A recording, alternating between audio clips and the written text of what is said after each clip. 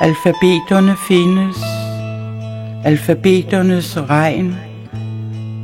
Regnen, der siler nåden, lyset, stjernernes, stenenes mellemrum og former, flodernes løb og sindets bevægelser, dyrenes spor, deres gader og veje, redernes bygning, menneskers trøst.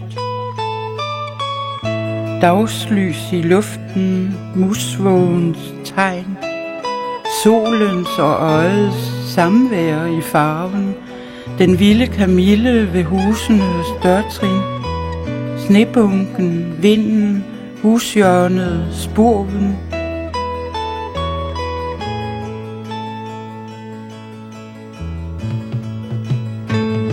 Jeg skriver som vinden, der skriver med skyernes rolige skrift, eller hurtigt over himlen i forsvindende strøg, som med svaler. Jeg skriver som vinden, der skriver i vandet, stiliseret, monotont, eller ruller med bølgernes tunge alfabet, deres skumtråde. Skriver i luften, som planterne skriver, med stilke og blade, eller rundt som med blomster i cirkler og duske med prikker og tråde.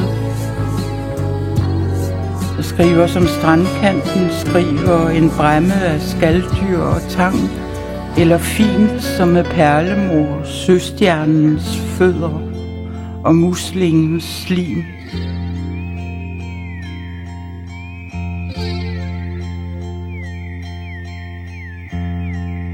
Jeg skriver som det tidlige forår, der skriver anemonernes, bøgens, violens og skovsyrens fælles alfabet. Jeg skriver som den barnlige sommer, som torden over skovkantens kupler, som hvidguld når lynet og hvedemarken modnes. Jeg skriver som et dødsmærket efterår skriver, som restløse håb, som lysstorme, tværsken tåget erindring. Jeg skriver som vinteren skriver, som sneen og isen og kulden og mørket og døden skriver. Jeg skriver som hjertet, der banker, skriver, skelettets og neglenes, tændernes, hårets og kraniets tavshed. Jeg skriver som hjertet, der banker, skriver, hændernes, føddernes, læbernes, hudens og kønnets visken.